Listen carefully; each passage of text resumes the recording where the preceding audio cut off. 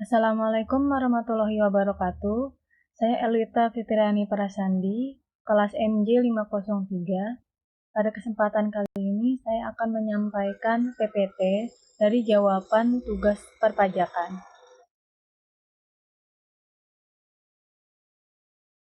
Oke, kita masuk ke topik pertama, yaitu bagaimana mekanisme restitusi pajak diatur dalam peraturan perundang-undangan perpajakan di Indonesia. Dan apa saja pengawasan yang seharusnya dilakukan untuk mencegah penyimpangan tersebut. Nah, jawabannya, mekanisme restitusi pajak di Indonesia. Pengertian restitusi pajak adalah pengembalian pajak lebih bayar yang dilakukan oleh Direktorat Jenderal Pajak atau DJP kepada wajib pajak yang telah membayar pajak lebih dari jumlah yang seharusnya. Mekanisme restitusi pajak di Indonesia diatur dalam Undang-Undang Nomor 6 Tahun 1983 tentang Ketentuan Umum dan Tata Cara Perpajakan atau UU KUP yang telah beberapa kali diubah dan Peraturan Direktur Jenderal Pajak atau Pendirjen Pajak yang mengatur prosedur teknis lebih lanjut. Berikut adalah mekanisme umum pengajuan restitusi pajak yang ada di Indonesia. Yang pertama, pengajuan permohonan restitusi, yaitu wajib pajak yang merasa telah membayar pajak lebih atau lebih bayar dapat mengajukan permohonan restitusi. Permohonan ini dilakukan dengan mengisi formulir dan menyerahkan dokumen yang relevan kepada Kantor Pelayanan Pajak atau KPP, tempat wajib pajak terdaftar. Kemudian yang kedua, pemeriksaan oleh petugas pajak, yaitu setelah permohonan diajukan, KPP akan melakukan pemeriksaan terhadap pengajuan tersebut. Pemeriksaan dilakukan untuk memastikan apakah terdapat lebih bayar pajak yang dapat dikembalikan. Kemudian petugas pajak akan memverifikasi data dan bukti pembayaran pajak yang telah dilakukan wajib pajak. Selanjutnya, penerbitan surat ketetapan pajak lebih bayar atau SKPLB. Jika hasil pemeriksaan menunjukkan bahwa wajib pajak berhak mendapatkan pengembalian lebih bayar, maka DJP akan menerbitkan surat ketetapan pajak lebih bayar atau SKPLB. SKPLB ini berisi jumlah lebih bayar yang seharusnya dikembalikan kepada wajib pajak. Yang selanjutnya, pengembalian pajak atau restitusi. Setelah SKPLB diterbitkan, DJP akan memproses pengembalian lebih bayar kepada wajib pajak. Proses ini harus dilakukan dalam waktu tertentu sesuai ketentuan yang berlaku. Dan wajib pajak akan menerima dana pengembalian dalam bentuk transfer ke rekeningnya.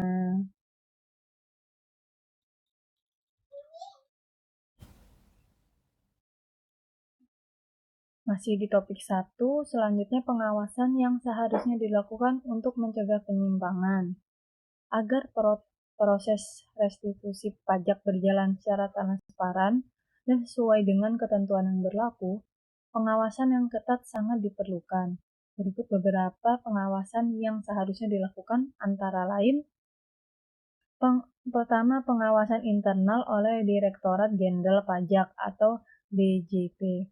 DJP perlu memiliki sistem pengawasan yang kuat dalam setiap tahap pengajuan restitusi. Salah satu langkah penting adalah melakukan pemeriksaan yang objektif dan mendalam terhadap setiap permohonan restitusi, termasuk memastikan bahwa pengajuan tersebut tidak melibatkan manipulasi data atau informasi yang salah. Implementasi sistem informasi perpajakan yang terintegrasi. Perpajakan sistem elektronik yang terintegrasi memungkinkan transparansi dalam proses pengajuan dan pemrosesan restitusi. memudahkan pengawasan, serta mengurangi potensi penyalahgunaan. Yang kedua, pemeriksaan oleh Inspektorat Jenderal atau Itjen DJP. Inspektorat Jenderal DJP harus melakukan pemeriksaan secara acak terhadap pengajuan restitusi yang telah disetujui oleh petugas pajak. Pemeriksaan ini bertujuan untuk mengidentifikasi kemungkinan penyimpangan atau pelanggaran dalam proses restitusi. Inspektorat Jenderal juga berfungsi untuk menindaklanjuti jika ditemukan indikasi adanya penyalahgunaan kewenangan atau penyimpangan dalam pengajuan restitusi. Selanjutnya, audit eksternal oleh Badan Pemeriksaan Keuangan atau BPK. BPK ini berperan dalam melakukan audit terhadap pengelolaan dana negara, termasuk pengembalian pajak yang berkaitan dengan restitusi. Jika terdapat indikasi penggunaan anggaran yang tidak tepat, BPK dapat memberikan laporan dan rekomendasi untuk memperbaiki sistem. Selanjutnya, pengawasan oleh Komisi Pemberantasan Korupsi atau KPK. KPK memiliki peran penting dalam mengawasi dan menangani potensi tindak pidana korupsi, termasuk suap atau pemanfaatan jabatan untuk mendapatkan keuntungan pribadi dalam pengajuan restitusi. KPK harus siap menindaklanjuti laporan yang melibatkan praktik suap atau penyimpangan dalam proses restitusi pajak. Selanjutnya, pengawasan oleh lembaga pengawas eksternal lainnya. Selain DJP, Itjen, BPK, dan KPK, pengawasan eksternal juga bisa dilakukan oleh lembaga lain yang memiliki kewenangan dalam bidang kepatuhan dan transparansi, seperti Ombudsman dan lembaga-lembaga masyarakat sipil yang mengawasi tata kelola pemerintahan. Selanjutnya, pelatihan dan peningkatan etika petugas pajak. Petugas pajak yang terlibat dalam proses pemeriksaan restitusi harus dilatih dengan kode etik profesi yang ketat serta dilibatkan dalam proses integritas. Hal ini untuk mencegah mereka terlibat dalam praktek tidak etis, seperti menerima suap atau melakukan penyalahgunaan wewenang.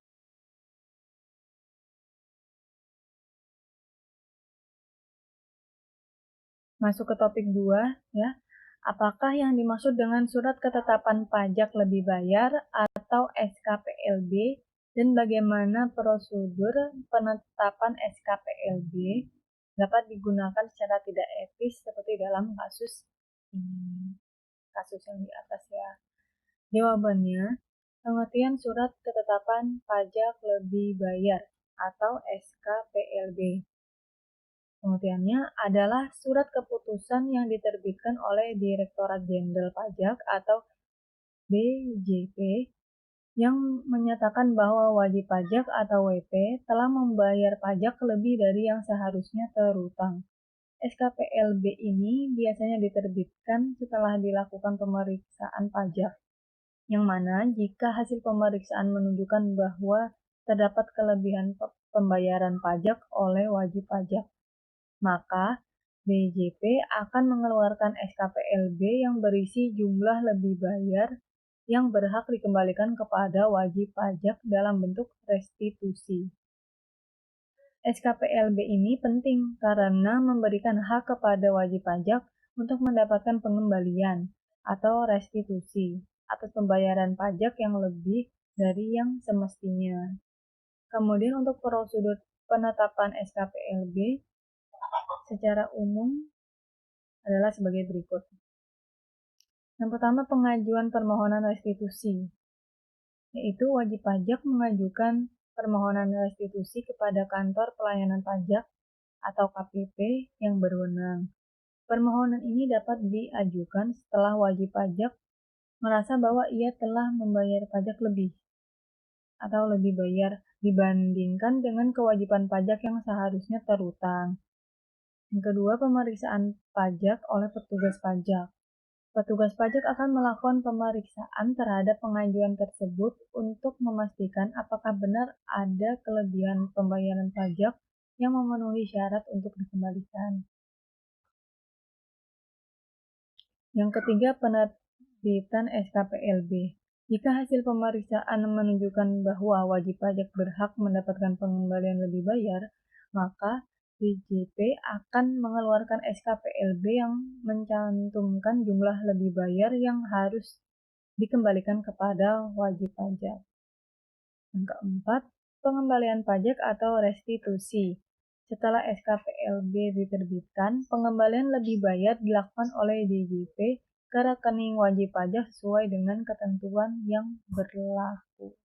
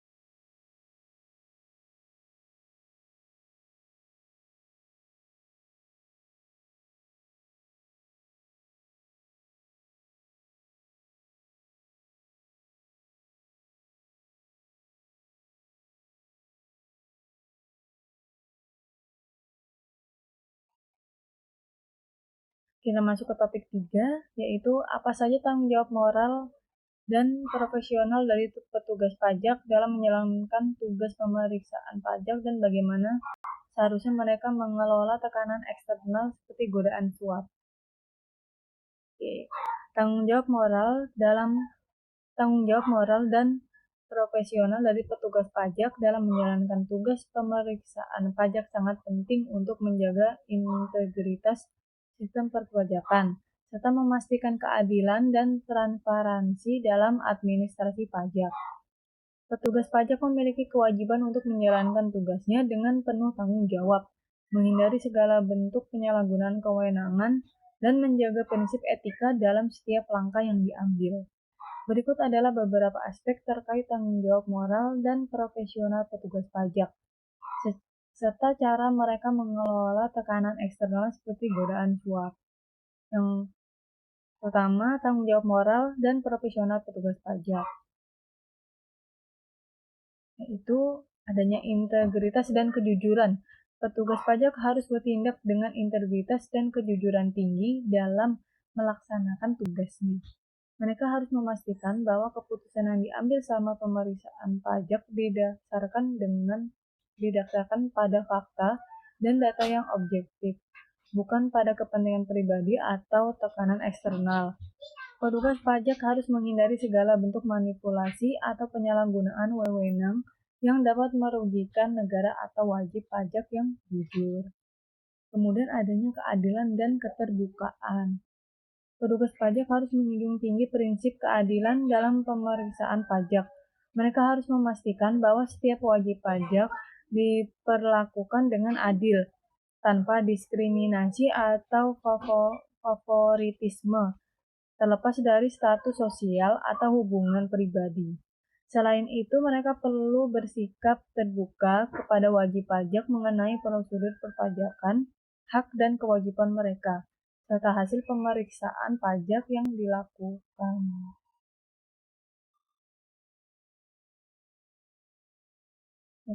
Selanjutnya, adanya kepatuhan terhadap hukum dan peraturan. Petugas pajak wajib mematuhi segala peraturan perundang-undangan yang berlaku, serta standar operasional prosedur atau SOP yang ditetapkan oleh Direktorat Jenderal Pajak atau DJP. Kepatuhan ini mencakup keharusan untuk melakukan pemeriksaan pajak secara objektif, tidak terpengaruh oleh tekanan eksternal, dan menerbitkan keputusan yang sah dan sesuai dengan ketentuan hukum. Kemudian selanjutnya adanya profesionalisme. Sebagai seorang profesional, petugas pajak harus memiliki kompetensi yang memadai dalam bidang perpajakan dan terus meningkatkan pengetahuan serta keterampilannya. Hal ini sangat penting agar mereka dapat melaksanakan tugas dengan baik dan sesuai dengan prinsip-prinsip profesionalisme yang tinggi. Mereka juga harus menjaga sikap profesional dalam berinteraksi dengan wajib pajak, rekan kerja, dan atasan, serta menghindari perilaku yang dapat merusak citra institusi perpajakan. Kemudian yang kedua, mengelola tekanan eksternal dan godaan suap, yaitu dengan pendidikan dan pelatihan etika. Petugas pajak harus dilatih untuk mengenali dan mengatasi godaan suap atau tindakan tidak etis lainnya. Pendidikan mengenai etika profesi dan nilai-nilai integritas sangat penting untuk membantu mereka membuat keputusan yang tepat meskipun dihadapkan pada situasi yang sulit. Pelatihan ini seharusnya diberikan secara berkala, baik mengenai peraturan perpajakan yang berlaku maupun tentang bagaimana menghadapi tekanan dari luar yang dapat mengarah pada korupsi. Selanjutnya, penguatan pengawasan internal dan eksternal. Pengawasan yang ketat dari lembaga pengawas seperti Komisi Pemberantasan Korupsi atau KPK, serta internal Direktorat Jenderal Pajak harus diterapkan untuk mengawasi kinerja petugas pajak.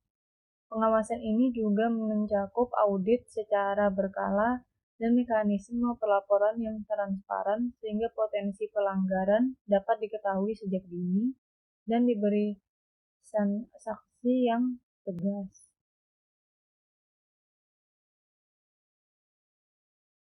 Kemudian selanjutnya adanya pembangunan budaya anti korupsi. Institusi perpajakan perlu membangun budaya organisasi yang kuat dengan menanamkan nilai-nilai anti korupsi seperti transparansi, akuntabilitas, dan zero tolerance terhadap suap. Petugas pajak harus merasa bahwa mereka tidak sendirian dalam menghadapi godaan suap dan memiliki dukungan untuk melaporkan tindakan korupsi tanpa rasa takut atau khawatir.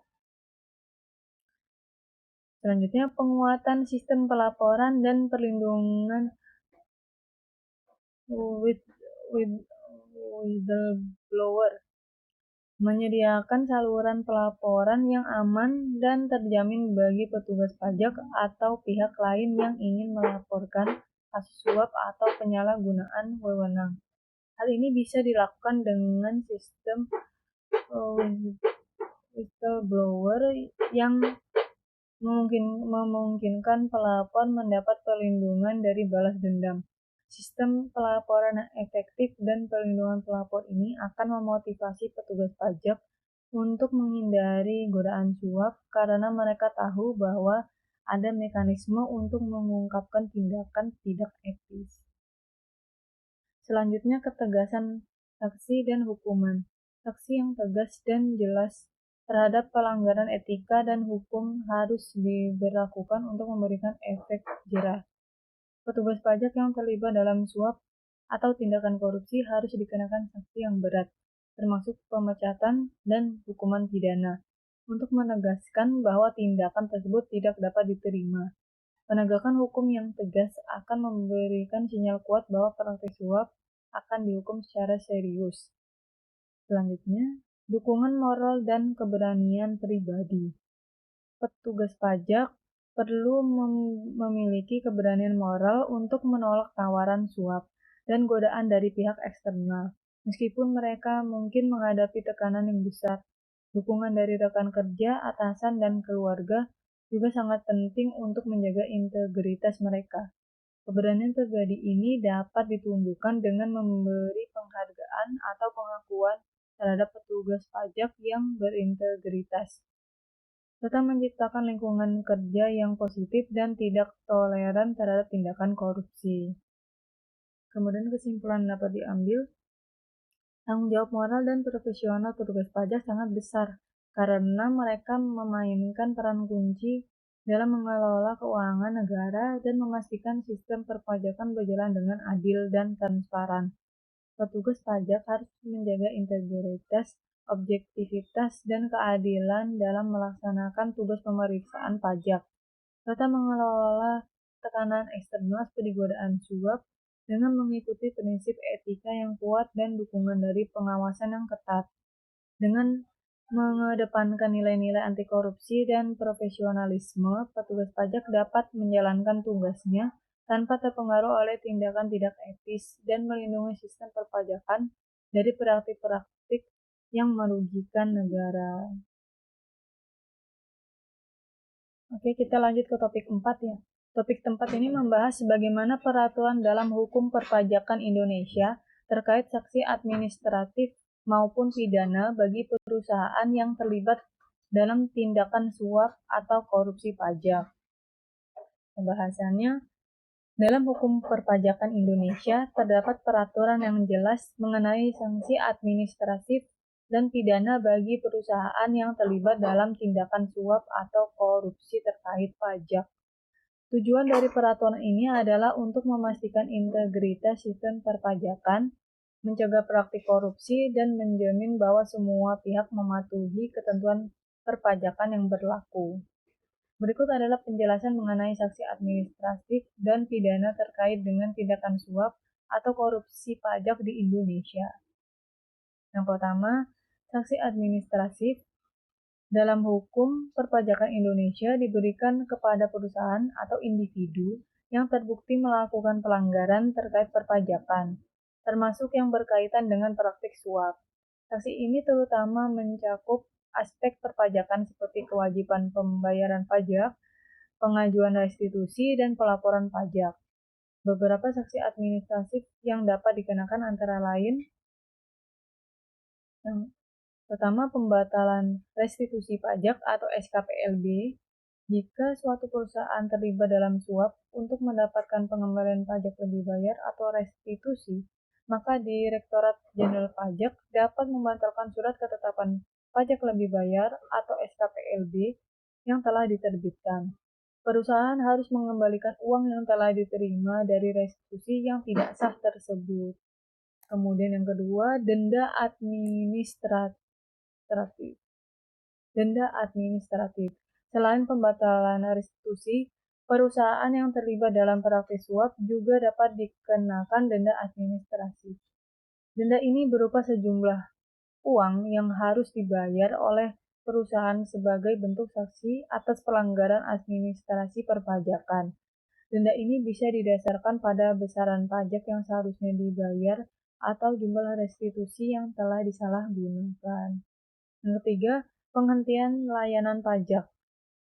Perusahaan yang terbukti terlibat dalam praktik suap atau tindakan korupsi pajak bisa dikenakan penghentian atau pembatasan atas fasilitas pajak tertentu, seperti penghapusan hak untuk mengajukan permohonan restitusi di masa depan, atau penghentian kemudahan dalam pengurusan pajak yang diberikan kepada perusahaan tersebut. Kemudian selanjutnya, pengenaan sanksi administrasi lainnya. Jika ditemukan pelanggaran administratif lainnya terkait suap dalam proses pemeriksaan atau pelaporan pajak, perusahaan juga dapat dikenakan sanksi administratif lainnya seperti keterlambatan pembayaran, ketidakpatuhan dalam pelaporan, atau manipulasi data perpajakan. Yang kedua, sanksi pidana. Tindakan suap atau korupsi yang melibatkan perusahaan dan pejabat perpajakan di Indonesia dapat dikenakan sanksi pidana yang lebih berat.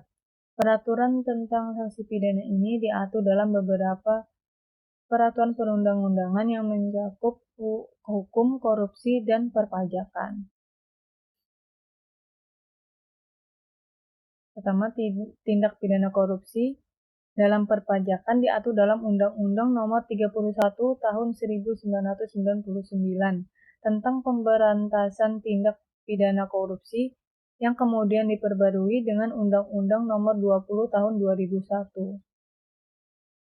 Berdasarkan undang-undang ini, perusahaan yang terbukti memberikan suap kepada pejabat pajak atau pihak lainnya untuk manipulasi keputusan perpajakan seperti pengembalian pajak atau restitusi dapat dikenakan hukuman pidana berupa pidana penjara.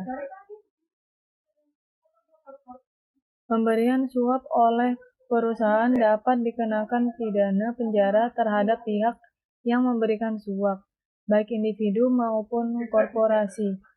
Hukuman penjara untuk pemberi suap bisa mencapai 20 tahun. Pidana denda. Selain pidana penjara, perusahaan juga dapat dikenakan pidana denda yang jumlahnya bisa mencapai beberapa kali lipat dari nilai suap yang diberikan.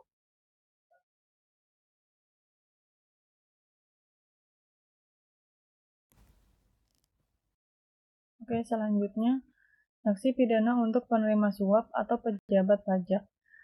Pejabat pajak yang menerima suap atau gratifikasi terkait pengurusan perpajakan, seperti pengembalian pajak lebih bayar atau pembebasan kewajiban pajak, juga dapat dikenakan sanksi pidana yang serius.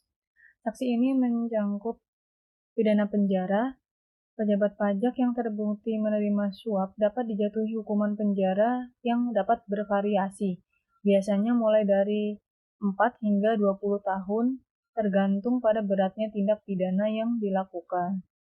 Kemudian pidana denda. Penerima suap dapat dikenakan pidana denda yang besar yang jumlahnya bisa melebihi nilai suap yang diterima. Hal ini bertujuan untuk memberikan efek jera kepada pejabat pajak yang terlibat dalam praktik suap.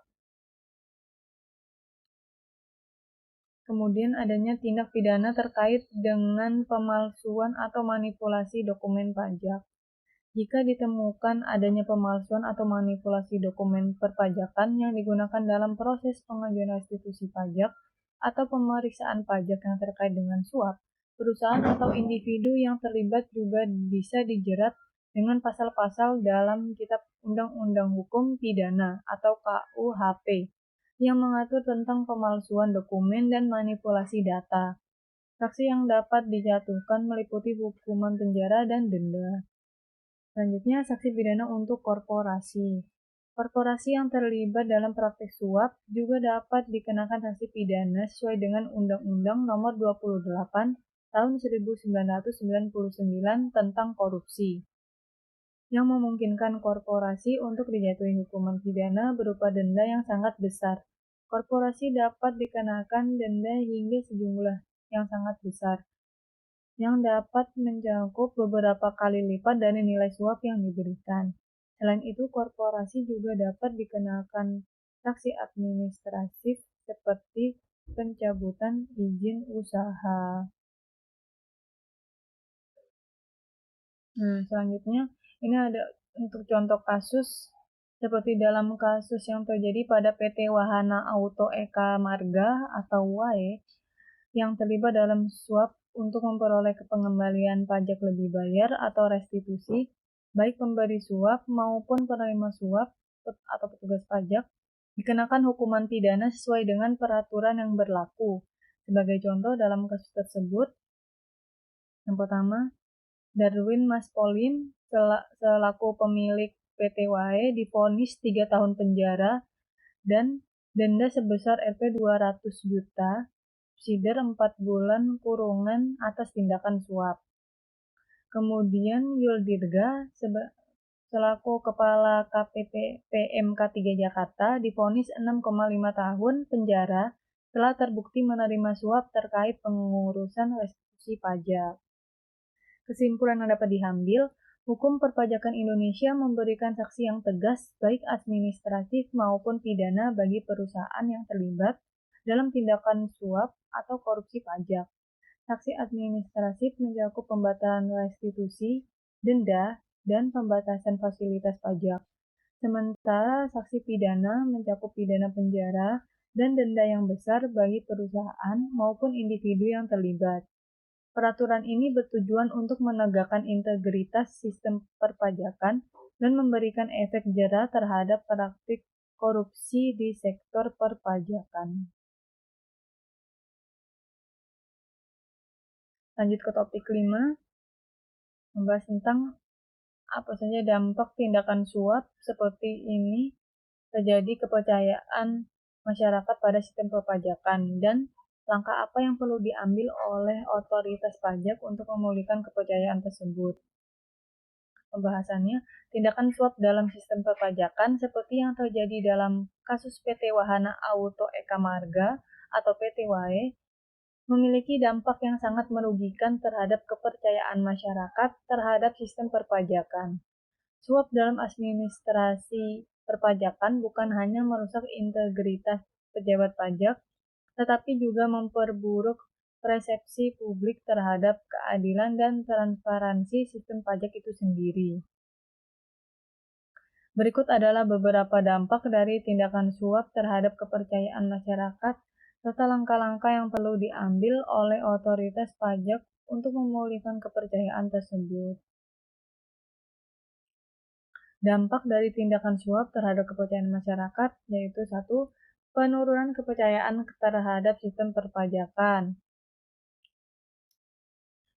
Ini ada beberapa, yaitu persepsi ketidakadilan ketika masyarakat mengetahui adanya praktik suap dalam sistem perpajakan.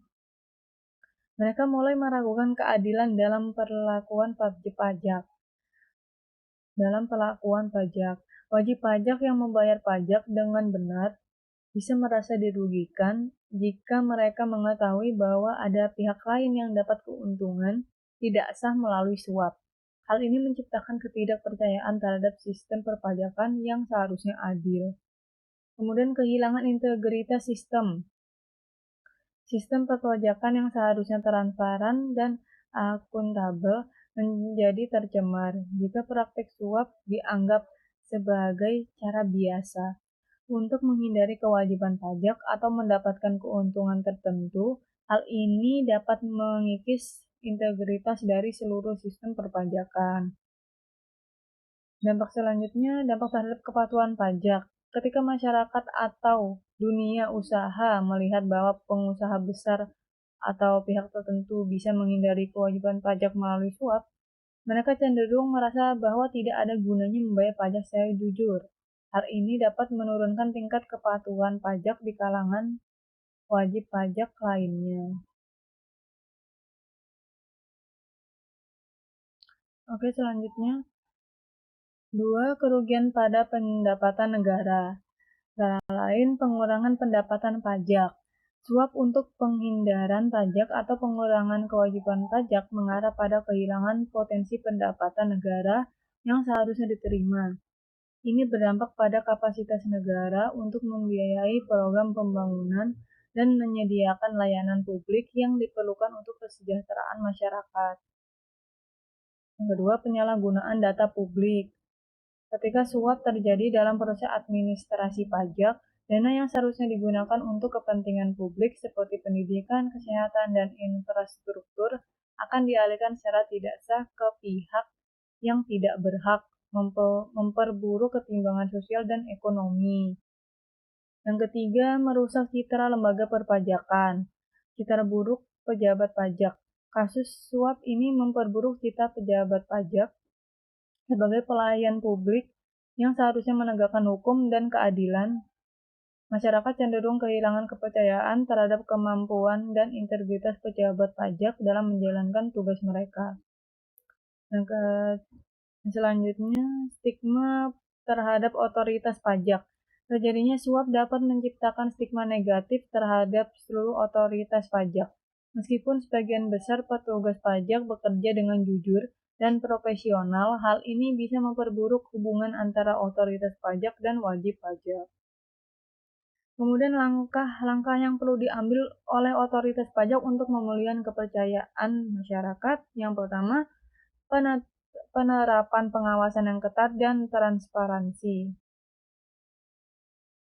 Pengawasan internal yang lebih ketat. Otoritas pajak harus memperkuat mekanisme pengawasan internal dengan menerapkan audit reguler dan sistem pemantauan yang lebih ketat terhadap seluruh proses perpajakan, termasuk pengajuan restitusi dan pemeriksaan pajak. Kemudian transparansi proses pajak. Otoritas pajak perlu meningkatkan transparansi dalam prosedur perpajakan. Informasi mengenai ketentuan perpajakan, keputusan pajak, dan proses pemeriksaan pajak harus tersedia secara terbuka dan mudah diakses oleh publik. Hal ini akan membantu membangun kepercayaan dengan menunjukkan bahwa keputusan perpajakan dilakukan secara adil dan sesuai aturan. Langkah selanjutnya, kedua, penegakan hukum yang tegas terhadap praktik korupsi. Pemberantasan praktik suap dan saksi yang jelas. Nah, langkah ini yaitu otoritas pajak harus bekerja sama dengan lembaga penegak hukum seperti Komisi Pemberantasan Korupsi atau KPK untuk memberantas praktik suap dan korupsi dalam administrasi perpajakan. Saksi yang tegas dan transparan harus diberikan kepada siapa saja yang terlibat dalam tindakan suap, baik pemberi maupun penerima suap. Selanjutnya ada penegakan hukum yang tidak pandang bulu. Untuk memulihkan kepercayaan masyarakat, penegakan hukum harus dilakukan secara adil tanpa memandang jabatan atau status sosial pelaku. Hal ini akan memperlihatkan bahwa tidak ada kekebalan hukum bagi pihak yang melanggar aturan. Yang ketiga, pendidikan dan pelatihan etika bagi petugas pajak. Pendidikan etika dan integritas. Otoritas pajak perlu memberikan pelatihan yang rutin bagi petugas pajak tentang pentingnya integritas, etika profesi, dan kewajiban mereka sebagai penjaga keadilan dalam sistem perpajakan. Petugas pajak harus diajarkan untuk menanggapi godaan suap dan dengan tegas dan profesional. Kemudian ada sosialisasi kebijakan anti korupsi. Program pelatihan dan sosialisasi mengenai kebijakan anti korupsi dan anti suap harus diajarkan secara terus-menerus agar petugas pajak memahami dampak dari tindakan korupsi dan tahu bagaimana menghindarinya. Yang keempat, meningkatkan sistem pelaporan atau whistleblowing. Mekanisme pelaporan yang aman. Otoritas pajak harus mengembangkan dan memperkuat sistem pelaporan whistleblower yang memungkinkan petugas pajak atau masyarakat untuk melaporkan tindakan suap atau korupsi tanpa takut akan pembalasan. Selanjutnya, perlindungan bagi pelapor. Sistem whistleblowing harus memberikan perlindungan hukum yang jelas kepada para pelapor, serta memastikan kerahasiaan identitas mereka.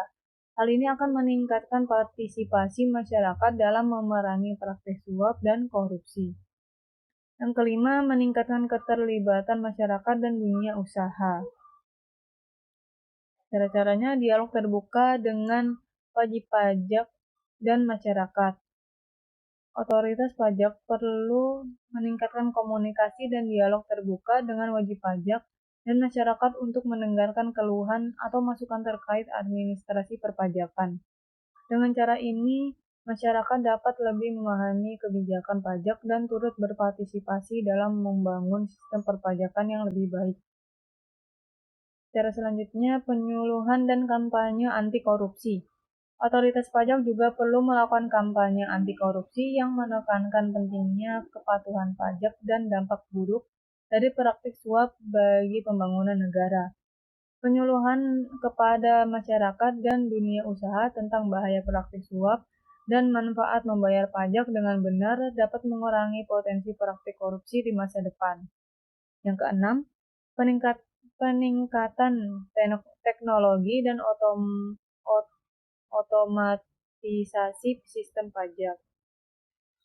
Cara-caranya, digitalisasi proses perpajakan, implementasi sistem pajak berbasis teknologi informasi yang canggih dan transparan seperti e-filing dan e-payment akan memudahkan wajib pajak dalam melaksanakan kewajibannya, serta mengurangi potensi penyalahgunaan atau suap dalam proses administrasi pajak.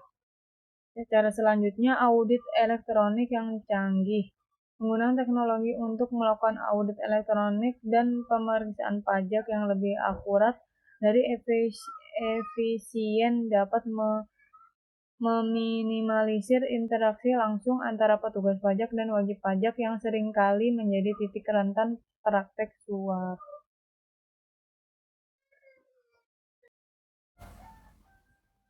Ini selanjutnya masuk ke topik 6, bagaimana peran teknologi dalam memperkuat transparansi dan akuntabilitas dalam proses restitusi pajak di era digital.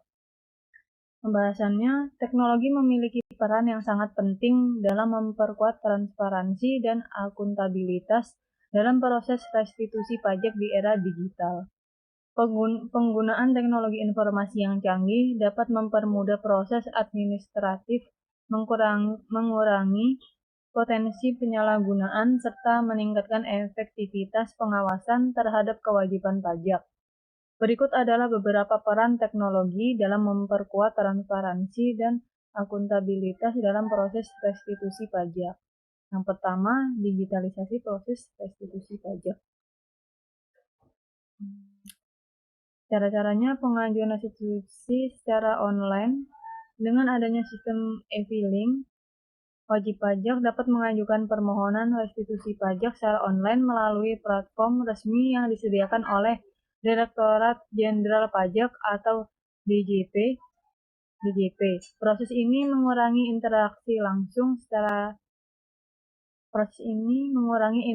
langsung antara wajib pajak dengan petugas pajak, yang berpotensi mengurangi resiko terjadinya praktik suap dan korupsi. Cara selanjutnya ada penyederhanaan proses administrasi. Sistem digital memungkinkan permohonan restitusi diproses dengan lebih cepat dan efisien. Dokumen yang dibutuhkan untuk restitusi dapat diserahkan secara elektronik, menggunakan beban administratif dan mempercepat proses verifikasi serta persetujuan atas pengembalian pajak. Yang kedua, transparansi proses restitusi pajak. Adanya pelacakan proses restitusi secara real time. Dengan teknologi, wajib pajak dapat melacak status permohonan restitusi secara langsung dan transparan melalui sistem e-filing atau aplikasi yang disediakan oleh DJP. Hal ini memungkinkan wajib pajak untuk memantau setiap tahap proses permohonan restitusi, mulai dari pengajuan hingga persetujuan atau penolakan. Selanjutnya, pemberitahuan otomatis dan sistem notifikasi. Melalui sistem digital, otoritas pajak dapat memberikan pemberitahuan otomatis kepada wajib pajak terkait status permohonan restitusi mereka, apakah telah disetujui atau memerlukan dokumen tambahan. Ini meningkatkan transparansi kepada wajib pajak akan selalu mendapatkan informasi terkini tentang proses yang mereka jalani. Yang ketiga, pengurangan potensi penyalahgunaan. Cara-caranya melalui pengawasan dan audit elektronik. Teknologi memungkinkan adanya pengawasan yang lebih ketat terhadap proses restitusi. Sistem audit elektronik dapat mengidentifikasi ketidaksesuaian atau kesalahan dalam mengajukan pengajuan restitusi pajak dengan cepat.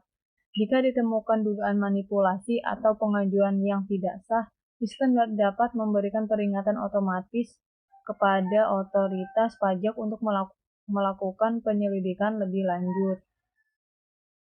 Adanya penerapan algoritma untuk deteksi penyimpangan. Algoritma dan kecerdasan buatan atau AI dapat diterapkan dalam sistem untuk mendeteksi pola yang mencurigakan dalam permohonan restitusi pajak. Misalnya jika ada permohonan restitusi yang jumlahnya tidak sesuai dengan transaksi atau laporan yang tercatat, sistem dapat memberi tanda atau memblokir permohonan tersebut untuk diperiksa lebih lanjut. Yang keempat, peningkatan akuntabilitas. Adanya dokumen dan rekam jejak digital. Proses restitusi pajak yang dikelola secara digital menciptakan jejak audit yang jelas dan dapat dipertanggungjawabkan. Semua dokumen yang diajukan dan langkah-langkah yang diambil dalam proses restitusi akan tercatat dalam sistem yang dapat diakses oleh auditor atau pihak berwenang untuk tujuan pengawasan atau evaluasi. Hal ini meningkatkan akuntabilitas karena setiap keputusan yang diambil dapat dilacak dan dipertanggungjawabkan. Kemudian adanya laporan keuangan dan statistik terbuka. Teknologi memungkinkan otoritas pajak untuk menghasilkan laporan yang transparan tentang jumlah restitusi yang diajukan, jumlah yang disetujui, dan jumlah yang ditolak. Laporan ini dapat dipublikasikan secara terbuka untuk memastikan bahwa informasi yang relevan tersedia bagi masyarakat dan pihak terkait, yang membantu meningkatkan akuntabilitas proses perpajakan.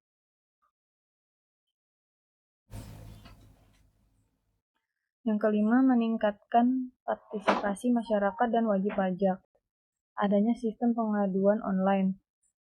Teknologi memberikan kemudahan bagi masyarakat dan wajib pajak untuk melaporkan dugaan penyimpangan atau praktik tidak etis dalam proses restitusi pajak. Dengan adanya sistem pengaduan atau whistleblowing online, masyarakat bisa melaporkan potensi pelanggaran atau penyalahgunaan tanpa rasa takut akan pembalasan. Selanjutnya adanya edukasi dan sosialisasi perpajakan. Teknologi juga memungkinkan otoritas pajak untuk memberikan edukasi kepada masyarakat tentang hak dan kewajiban mereka dalam proses restitusi pajak melalui media digital. Dengan demikian, wajib pajak akan lebih memahami mekanisme restitusi pajak yang benar dan akan lebih cenderung untuk mengikuti prosedur secara transparan. 6. Mempercepat dan memudahkan pengembalian pajak. Adanya proses restitusi yang lebih cepat dan akurat. Teknologi dapat mempercepat proses pemeriksaan dan verifikasi dokumen permohonan restitusi. Penggunaan alat analitik untuk menilai kewajaran permohonan restitusi memungkinkan pihak pajak untuk memeriksa permohonan secara lebih teliti dan akurat, memperkecil kesalahan manusia yang dapat berujung pada pembiaran penyalahgunaan atau ketidakadilan. Selanjutnya adanya otomatisasi pengembalian pajak. Penggunaan sistem otomatis untuk mentransfer pengembalian pajak langsung ke rekening wajib pajak memungkinkan proses restitusi menjadi lebih cepat dan efisien. Hal ini juga mengurangi risiko terjadinya intervensi pihak ketiga yang dapat merusak transparansi dan akuntabilitas. 7. Kolaborasi dengan lembaga pengawas lainnya. Adanya integrasi dengan sistem lain. Teknologi memungkinkan integrasi antara sistem pajak dengan lembaga pengawas lain seperti Komisi Pemberantasan Korupsi atau KPK, Badan Pemeriksa Keuangan atau BPK, atau lembaga audit independen. Dengan kolaborasi ini, proses restitusi pajak dapat diawasi dari berbagai sisi untuk memastikan tidak ada celah bagi penyalahgunaan. Masuk ke topik 7, dalam kasus ini, mengapa pihak manajemen PT WAI memilih untuk memberikan suap daripada mengikuti prosedur resmi? Dan apa risikonya terhadap keberlanjutan bisnis perusahaan? Pembahasannya, dalam kasus suap pajak yang melibatkan PT Wahana Auto Eka Marga atau PT WAE, ada beberapa alasan mengapa pihak manajemen, khususnya Darwin Maspolin, sebagai pemilik saham memilih untuk memberikan suap daripada mengikuti prosedur resmi yang ada. Keputusan ini memiliki dampak serius bagi secara hukum maupun terhadap keberlanjutan bisnis perusahaan. Berikut adalah analisis terkait alasan dan risiko yang dihadapi perusahaan. Alasan pihak manajemen PT WAI memberikan suap, yaitu yang pertama, keinginan untuk mengurangi beban pajak. Penghematan pajak yaitu salah satu alasan untuk mengapa PT WAI memilih untuk memberikan suap adalah untuk mengurangi jumlah pajak yang harus dibayar. Dalam kasus ini, PT WAI mengajukan permohonan restitusi pajak yang sangat besar, yaitu sekitar Rp 5,03 miliar, namun dalam pemeriksaan pajak ditemukan adanya status kurang bayar, dan pihak manajemen mungkin merasa bahwa dengan memberikan suap, mereka bisa mendapatkan persetujuan atas restitusi tersebut dan mengurangi beban pajak mereka secara signifikan. Kemudian selanjutnya keuntungan jangka pendek. Dengan memperoleh restitusi pajak yang lebih besar dari yang semestinya atau mengurangi kewajiban pajak, manajemen perusahaan bisa memperoleh keuntungan finansial jangka pendek yang dianggap lebih menguntungkan dibanding mengikuti prosedur yang panjang dan mungkin kurang menguntungkan. Alasan yang kedua, ketidaksabaran dan efisiensi biaya terkait prosedur pajak yang lama. Proses restitusi yang memerlukan waktu dan pemeriksaan lebih mendalam oleh otoritas pajak seringkali dianggap memakan waktu lama dan perlu birokrasi. Manajemen perusahaan, terutama jika berada di bawah tekanan untuk mempertahankan likuiditas atau hasil finansial perusahaan, mungkin merasa bahwa memberikan suap adalah cara yang lebih cepat untuk menyelesaikan masalah pajak ini. Kemudian menghindari ketidakpastian. Menghadapi proses pemeriksaan pajak yang memerlukan waktu dan tenaga, secara tidak kepastian, apakah restitusi pajak akan disetujui, bisa membuat perusahaan lebih memilih untuk mempercepat proses dengan memberikan suap, meskipun itu melanggar hukum. Selanjutnya yang ketiga, perceived impunity, dan budaya korupsi. Antara lain norma yang mungkin berlaku di lingkungan bisnis, yaitu di beberapa lingkungan bisnis, terutama yang memiliki kaitan dengan pejabat pemerintah atau birokrasi, ada pandangan bahwa memberi suap adalah bagian dari biaya operasional yang biasa terjadi untuk memperlancar urusan. Ini mungkin menciptakan persepsi bahwa memberikan suap adalah jalan pintas yang lebih mudah untuk mencapai tujuan bisnis dibandingkan dengan mengikuti prosedur yang sah dan transparan. Kemudian selanjutnya, kurangnya pengetahuan tentang resiko jangka panjang. Pihak manajemen perusahaan mungkin kurang memahami atau mempertimbangkan dengan baik risiko hukum dan reputasi jangka panjang yang terkait dengan tindakan suap ini. Kemudian, risiko yang dihadapi terhadap keberlanjutan bisnis perusahaan. Yang pertama, risiko hukum dan sanksi pidana. Tindakan pidana korupsi, yaitu pemberian suap kepada pejabat pajak jelas melanggar hukum dan dapat dikenakan sanksi pidana. Dalam kasus ini, pihak manajemen PT Wae, khususnya Darwin Maspolin, divonis hukuman penjara selama 3 tahun dan denda Rp 200 juta subsidi 4 bulan kurungan.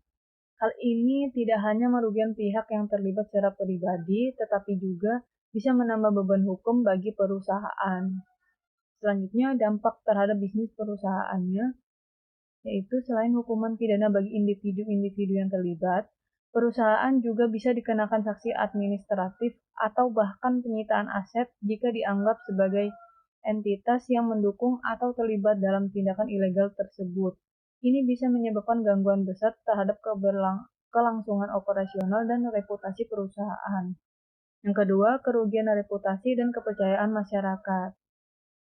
Adanya tercoreng reputasi perusahaan, yaitu setelah kasus ini terungkap, PT Wae akan mengalami kerugian reputasi yang signifikan.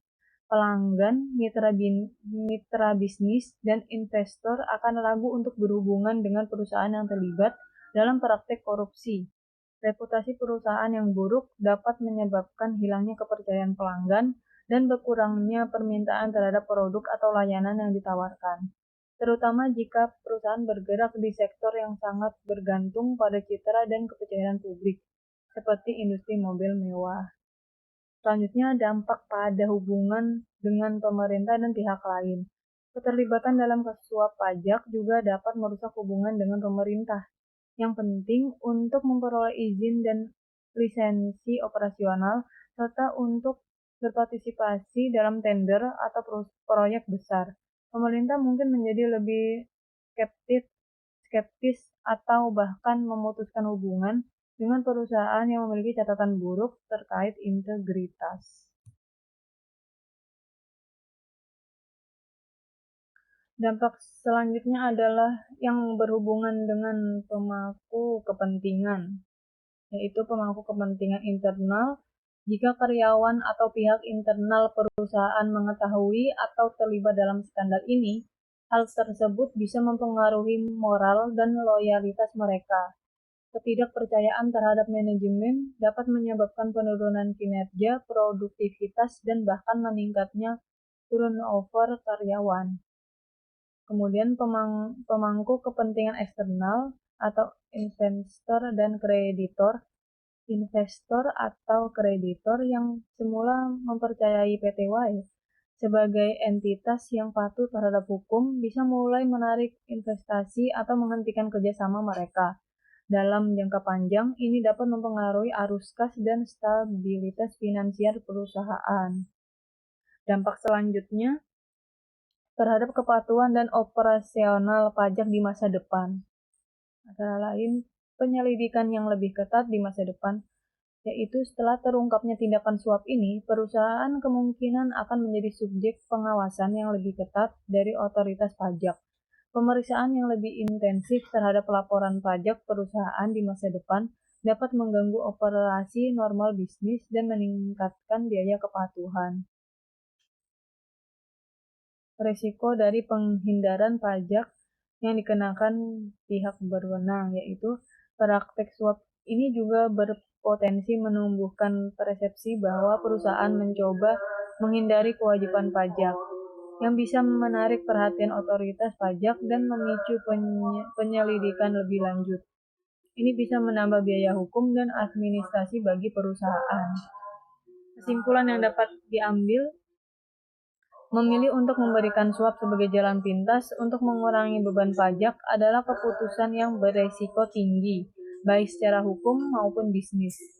Meskipun keputusan ini mungkin menghasilkan keuntungan finansial jangka pendek, dampaknya terhadap reputasi, hubungan dengan pemangku kepentingan, dan keberlanjutan bisnis perusahaan bisa sangat merugikan. Dalam jangka panjang, perusahaan seperti PTY harus lebih mengutamakan kepatuhan terhadap prosedur pajak yang sah dan menghindari praktik ilegal untuk menjaga integritas dan keberlanjutan operasional mereka.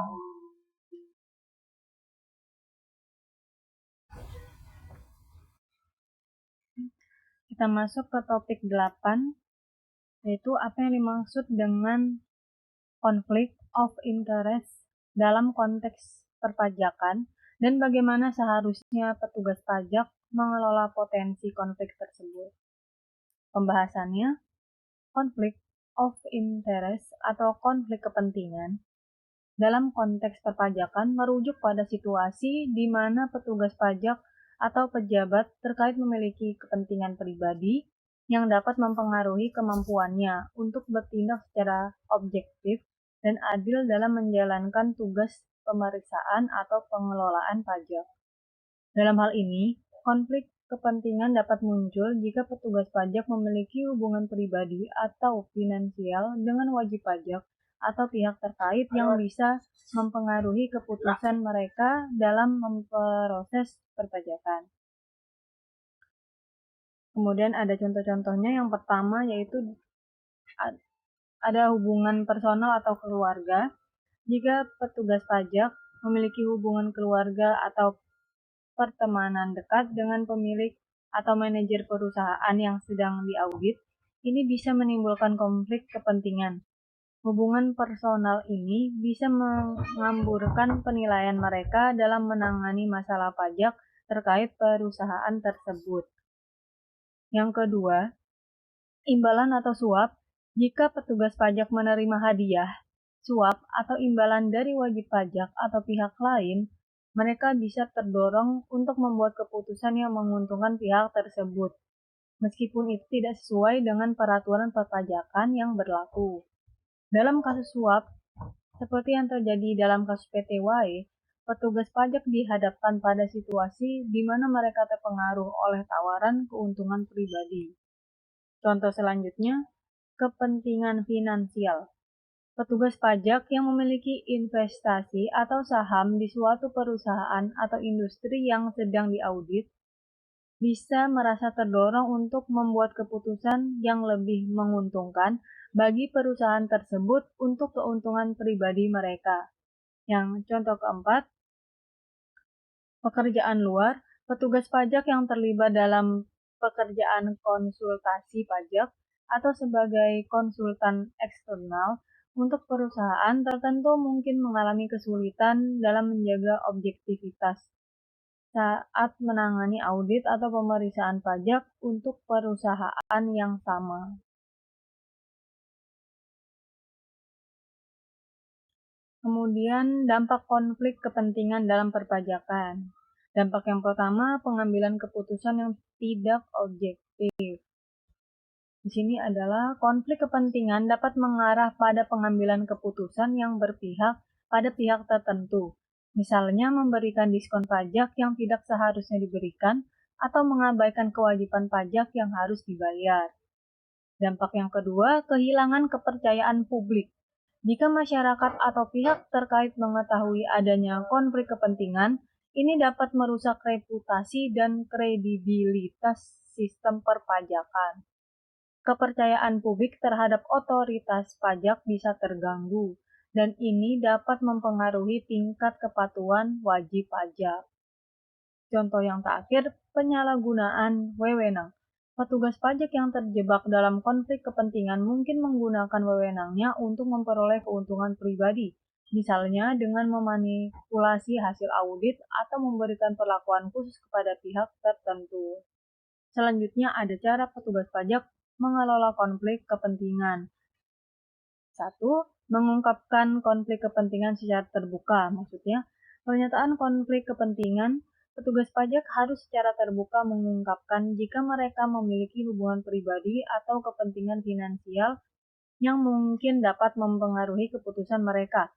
Biasanya, otoritas pajak memiliki kebijakan untuk mengharuskan petugas mengisi pernyataan terkait potensi konflik kepentingan dan untuk segera menghindari terlibat dari kasus yang memiliki potensi konflik tersebut. 2. Menghindari terlibat dalam kasus yang memiliki konflik kepentingan, yaitu pengecualian diri atau resusal. Jika ada potensi konflik kepentingan, petugas pajak seharusnya mengecualikan diri dari tugas yang berkaitan dengan kasus tersebut. Misalnya, jika mereka memiliki hubungan pribadi atau finansial dengan wajib pajak yang sedang diperiksa, mereka harus mengalihkan tanggung jawab itu kepada petugas yang lain yang tidak terpengaruh oleh konflik tersebut. Lanjut yang ketiga, kepatuhan terhadap etika dan pedoman profesional, yaitu kebijakan dan prosedur internal. Otoritas pajak harus memastikan bahwa semua petugas pajak mematuhi pedoman etika yang ketat dan standar profesional dalam melakukan tugasnya. Ini termasuk adanya pelatihan berkala tentang bagaimana mengidentifikasi dan menghindari konflik kepentingan, serta penerapan kebijakan anti korupsi dan anti suap yang jelas. Yang keempat, pengawasan dan audit internal. Pengawasan yang ketat maksudnya untuk mengurangi kemungkinan terjadinya konflik kepentingan, sistem pengawasan dan audit internal yang efektif perlu diterapkan. Otoritas pajak harus memiliki mekanisme untuk memantau dan mengaudit kinerja petugas pajak agar keputusan yang diambil tetap objektif dan tidak terpengaruh oleh kepentingan pribadi. Selanjutnya, pemantauan dan evaluasi independen. Pengawasan eksternal dari lembaga yang independen seperti Komisi Pemberantasan Korupsi atau KPK atau lembaga audit bisa menjadi salah satu cara untuk menjaga agar proses perpajakan tetap transparan dan bebas dari pengaruh luar. Yang kelima, penguatan sistem teknologi informasi. Sistem digital yang transparan adalah penggunaan teknologi dapat membantu meminimalkan potensi konflik kepentingan dengan mengotomatisasi proses administrasi dan pengambilan keputusan yang standar. Misalnya, sistem audit berbasis teknologi dapat mengurangi interaksi langsung antara petugas pajak dan wajib pajak, serta memastikan adanya jejak audit yang jelas untuk setiap keputusan yang diambil. Yang terakhir yaitu pendidikan dan pelatihan etika. Pendidikan etika berkala yaitu petugas pajak harus diberikan pelatihan reguler mengenai etika profesi, tata kelola yang baik, dan kepatuhan terhadap aturan hukum, serta bahaya yang timbul akibat konflik kepentingan. Dengan pelatihan yang memadai, petugas pajak dapat lebih sadar akan konsekuensi dari tindakan yang melanggar integritas dan lebih tanggung jawab dalam menjalankan tugas mereka. Kesimpulan yang dapat diambil dari topik 8 ini adalah konflik kepentingan dalam perpajakan adalah masalah yang serius karena dapat merusak integritas sistem perpajakan dan kepercayaan publik terhadap lembaga pajak. Petugas pajak harus mengelola potensi konflik kepentingan dengan cara yang sangat hati-hati, termasuk mengungkapkan konflik yang ada, menghindari keterlibatan dalam kasus yang bisa terpengaruh, dan selalu mematuhi pedoman etika serta prosedur yang diterapkan oleh otoritas pajak. Penguatan pengawasan internal, pendidikan etika, serta pemanfaatan teknologi untuk memastikan transparansi dan akuntabilitas dapat membantu mencegah konflik kepentingan yang merugikan.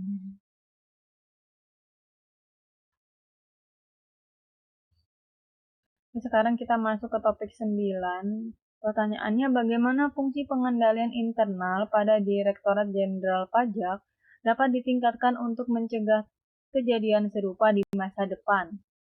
Oke, pembahasannya, fungsi pengendalian internal pada Direktorat Jenderal Pajak memainkan peran yang sangat penting dalam mencegah terjadinya penyalahgunaan wewenang, praktik suap, dan korupsi dalam proses administrasi perpajakan. Dalam konteks kasus suap pajak yang melibatkan PT Wahana Auto Eka Marga atau WAE, pengendalian internal yang kuat dapat membantu mengidentifikasi dan mencegah potensi penyimpangan. Berikut adalah beberapa yang dapat diambil untuk meningkatkan pengendalian internal DJP guna mencegah kejadian serupa di masa depan. Langkah yang pertama yaitu peningkatan transparansi proses administrasi perpajakan. Ada beberapa yaitu yang pertama itu penggunaan teknologi informasi. DJP perlu terus memperkuat sistem teknologi informasi (TI) yang digunakan untuk memproses data pajak, pengajuan restitusi, dan audit. Dengan sistem berbasis digital dan yang transparan, setiap langkah dalam proses administrasi dapat tercatat dengan jelas, meminimalkan peluang untuk penyalahgunaan wewenang oleh petugas pajak. Penggunaan sistem e-filing dan e-payment yang lebih canggih juga membantu mengurangi interaksi langsung antara petugas dan wajib pajak yang dapat membuka peluang untuk praktik suap. Lalu selanjutnya jejak audit yang jelas. Teknologi dapat memungkinkan DJP untuk mencatat dan memantau setiap keputusan yang diambil selama proses pemeriksaan pajak, termasuk yang berkaitan dengan restitusi pajak. Dengan adanya audit trail yang jelas, setiap keputusan dapat diperiksa kembali oleh atasan atau auditor eksternal untuk memastikan tidak ada penyalahgunaan. Langkah yang kedua yaitu pengawasan yang ketat dan evaluasi kerja petugas. Terdiri dari rotasi dan pembagian tugas, yaitu salah satu cara untuk mengurangi potensi konflik kepentingan dan penyalahgunaan wewenang adalah dengan melakukan rotasi rutin pada petugas pajak yang menangani kasus-kasus besar, terutama yang terkait dengan restitusi pajak. Pembagian tugas yang lebih ketat dan tidak memungkinkan seorang petugas untuk menangani seluruh proses pemeriksaan atau pengajuan restitusi dari awal hingga akhir dapat mencegah pengaruh dari pihak luar. Sistem penilaian kinerja yang adil.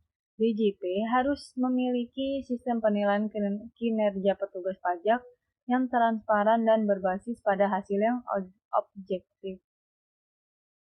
Bukan hanya berdasarkan jumlah kasus yang diselesaikan, kinerja petugas yang terkait dengan pengelolaan kasus pajak harus dipantau secara rutin untuk mengidentifikasi apakah ada kecenderungan perilaku yang tidak etis atau penyimpangan dalam proses pemeriksaan. Langkah yang ketiga yaitu pelatihan etika dan integritas. Terdiri dari dua, yaitu ada pelatihan berkala tentang etika dan kepatuhan, yaitu DJP perlu memastikan bahwa semua petugas pajak dilatih secara berkala mengenai pentingnya etika dalam profesi mereka, serta pengetahuan yang mendalam tentang kebijakan anti korupsi dan penanganan konflik kepentingan. Pelatihan ini harus mencakup bagaimana cara menangani godaan suap atau konflik kepentingan dengan tegas dan sesuai dengan kode etik yang berlaku. Selanjutnya, simulasi kasus praktik korupsi. DJP dapat menyelenggarakan pelatihan yang berbasis pada studi kasus, di mana petugas pajak dapat berlatih bagaimana menangani situasi yang berpotensi terjadi konflik kepentingan atau godaan untuk menerima suap. Hal ini bisa membantu meningkatkan kesiapan petugas untuk bertindak dengan benar di situasi yang penuh tekanan. Langkah yang keempat Penguatan sistem pengaduan internal terdiri dari dua. Yang pertama, saluran pengaduan yang aman dan anonim.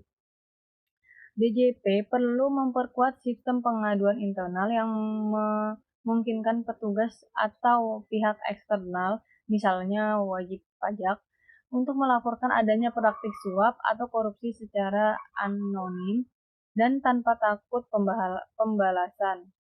Saluran pengaduan ini harus dijaga kerahasiaannya untuk mencegah tindak balas dendam terhadap pengadu. Yang kedua, tindak lanjut yang tepat terhadap pengaduan, yaitu DJP harus memastikan bahwa setiap laporan yang diterima ditindaklanjuti dengan investigasi yang transparan dan adil. Pengadu yang melaporkan pelanggaran juga harus diberikan perlindungan dari potensi ancaman atau pembalasan.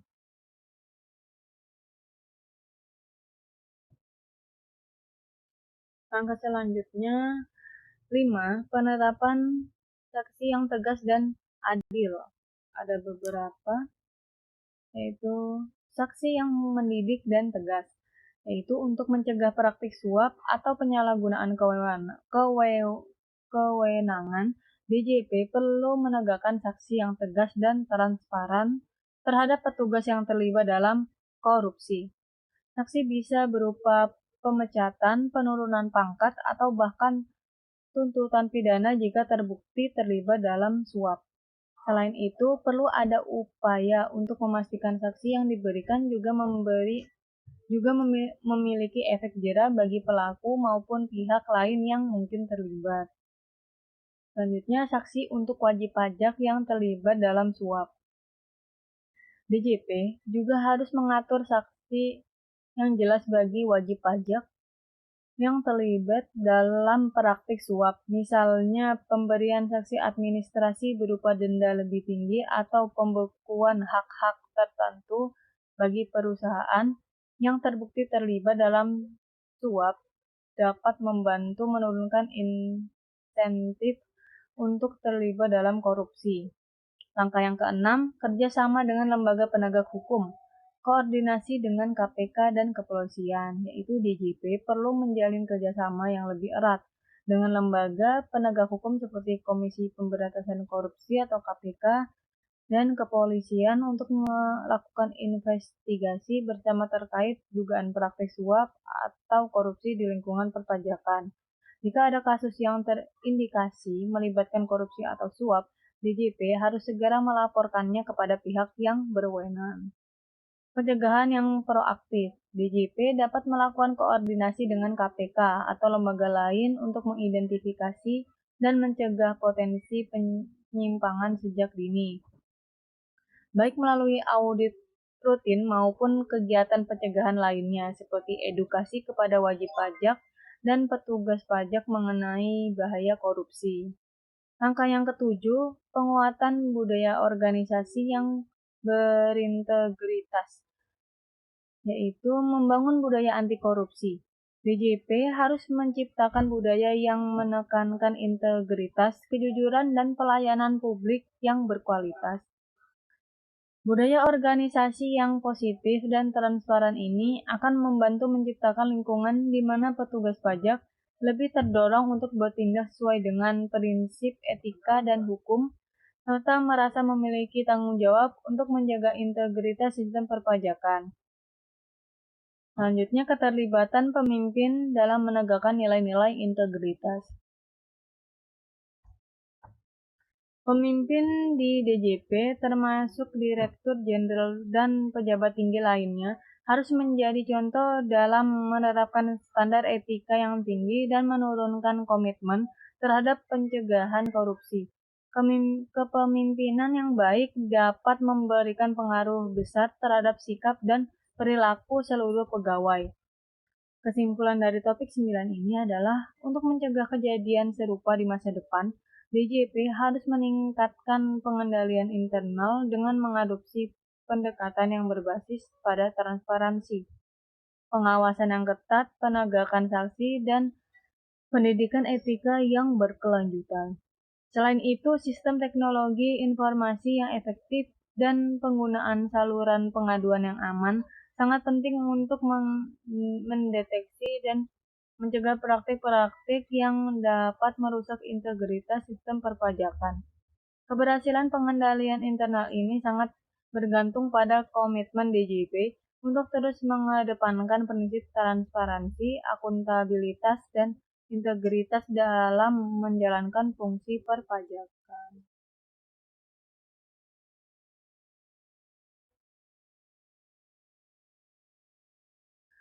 Masuk ke topik 10. Pertanyaannya, apa peran dan tanggung jawab perusahaan dalam memastikan kepatuhan terhadap etika dan peraturan perpajakan, khususnya dalam menghadapi situasi yang melibatkan potensi pelanggaran hukum? Pembahasannya, perusahaan memiliki peran dan tanggung jawab yang sangat penting dalam memastikan kepatuhan terhadap etika dan peraturan perpajakan, khususnya ketika menghadapi situasi yang melibatkan potensi pelanggaran hukum seperti kasus suap atau korupsi pajak. Tanggung jawab ini mencakup beberapa aspek penting yang harus dijalankan oleh perusahaan untuk menjaga integritas dan reputasi, serta memastikan bahwa perusahaan beroperasi secara sah dan etis. 1. Menegakkan kepatuhan terhadap peraturan pajak. Antara lain, mematuhi regulasi pajak yang berlaku. Perusahaan wajib memahami dan mematuhi semua peraturan perpajakan yang berlaku di negara tempat mereka beroperasi. Hal ini termasuk kewajiban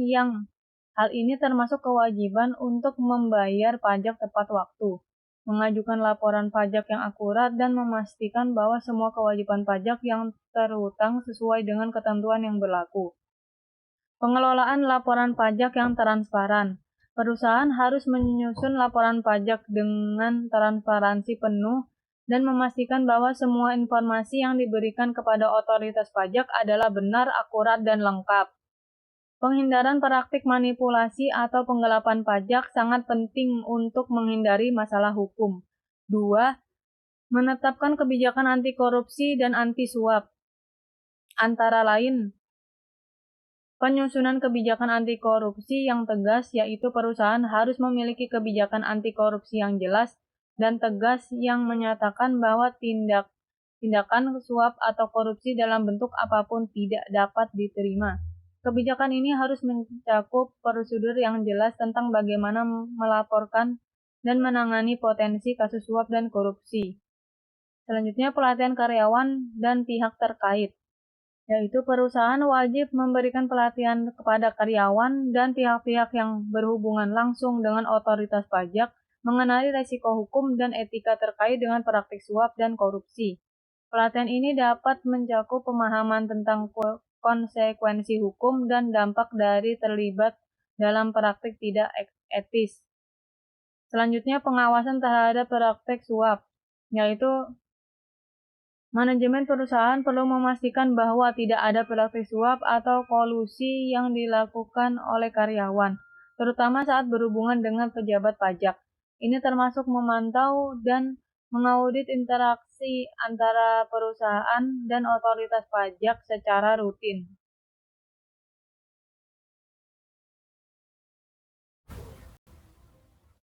3. Kepatuhan terhadap sistem pengendalian internal. Antara lain, sistem pengendalian internal yang kuat, yaitu perusahaan perlu memiliki sistem pengendalian internal yang efektif untuk mengidentifikasi dan mencegah potensi pelanggaran hukum dalam proses perpajakan.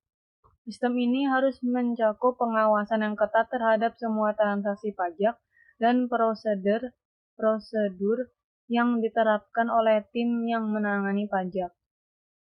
Audit internal dan eksternal, yaitu perusahaan juga harus melakukan audit internal dan eksternal secara teratur untuk memastikan kepatuhan terhadap peraturan perpajakan dan kebijakan internal perusahaan. Audit ini membantu mengidentifikasi potensi masalah atau ketidakpatuhan sejak dini. 4. Melakukan pelaporan yang tepat dan tepat waktu. Antara lain, kepatuhan dalam pengajuan pajak, yaitu perusahaan harus memastikan bahwa semua pengajuan pajak, termasuk restitusi pajak, dilakukan sesuai dengan prosedur yang sah dan waktu yang ditentukan oleh peraturan yang berlaku. Tidak mengikuti prosedur yang tepat dalam pengajuan pajak dapat membuka pintu bagi potensi penyimpangan atau pelanggaran hukum. Melaporkan ketidaksesuaian atau penyimpangan, yaitu jika perusahaan menemukan adanya ketidaksesuaian atau pelanggaran dalam proses perpajakan, termasuk adanya tawaran atau penerimaan suap oleh pihak internal atau eksternal. Perusahaan wajib melaporkan hal tersebut ke otoritas yang berwenang, seperti KPK atau aparat penegak hukum lainnya. 5. Menjaga reputasi perusahaan.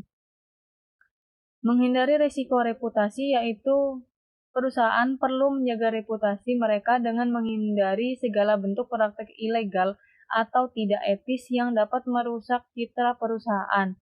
Tindakan suap atau korupsi dapat merusak kepercayaan publik dan menyebabkan kerugian jangka panjang bagi perusahaan, baik dari sisi finansial, reputasi, maupun hubungan dengan regulator. Selanjutnya, tanggung jawab sosial perusahaan atau CSR, yaitu perusahaan harus memastikan bahwa kebijakan perpajakan mereka selaras dengan tanggung jawab sosial mereka. Ini termasuk memastikan bahwa mereka membayar pajak yang sesuai dengan kewajiban mereka dan tidak terlibat dalam upaya memanipulasi atau penghindaran pajak. 6. Mengelola potensi pelanggaran hukum, yaitu tindakan proaktif untuk menghindari pelanggaran, yaitu ketika perusahaan mengetahui adanya potensi pelanggaran hukum, mereka perlu segera mengambil langkah proaktif untuk menghindari atau menghentikan pelanggaran tersebut. Ini bisa dilakukan dengan memastikan bahwa kebijakan internal ditegakkan dan memberikan dukungan kepada pihak yang terlibat dalam laporan atau investigasi internal. Selanjutnya, melibatkan pihak ketiga yang independen untuk menghindari potensi konflik kepentingan dan memastikan bahwa kebijakan perusahaan dijalankan dengan benar. Perusahaan bisa melibatkan auditor eksternal atau konsultan hukum independen yang dapat membantu memantau dan memastikan kepatuhan terhadap hukum dan regulasi perpajakan. Selanjutnya, yang ketujuh, peran manajemen dalam pengawasan. Kepemimpinan yang berintegritas, yaitu manajemen perusahaan, memegang peran kunci dalam menciptakan budaya etika yang kuat. Pemimpin perusahaan harus menjadi contoh dalam hal kepatuhan terhadap peraturan perpajakan dan integritas pribadi. Komitmen yang jelas dari manajemen terhadap penghindaran praktik suap dan korupsi akan menginspirasi seluruh organisasi untuk mengikuti contoh tersebut. Membangun tim yang kompeten. Manajemen juga harus memastikan bahwa tim pajak perusahaan terdiri dari individu yang memiliki kompetensi dan integritas yang tinggi dalam bidang perpajakan. Mereka juga harus diberikan akses ke pelatihan yang memadai agar dapat mengidentifikasi dan menghindari potensi pelanggaran hukum. Untuk kesimpulan dari topik 10 ini adalah perusahaan memiliki peran yang sangat besar dalam memastikan bahwa mereka mematuhi peraturan perpajakan dan menghindari keterlibatan dalam praktik suap atau korupsi. Untuk itu, perusahaan harus menetapkan kebijakan yang jelas terkait etika dan kepatuhan pajak, mengimplementasikan sistem pengendalian internal yang kuat, melibatkan manajemen dalam menjaga integritas, serta memastikan bahwa semua pengajuan pajak dilakukan secara transparan dan sah. Selain itu, perusahaan juga harus proaktif dalam melaporkan pelanggaran dan menjaga reputasi mereka dengan mematuhi peraturan perpajakan dan menjalankan prinsip-prinsip etika yang tinggi. Dengan langkah-langkah tersebut, perusahaan dapat mengurangi risiko pelanggaran hukum dan mempertahankan keberlanjutan bisnis mereka.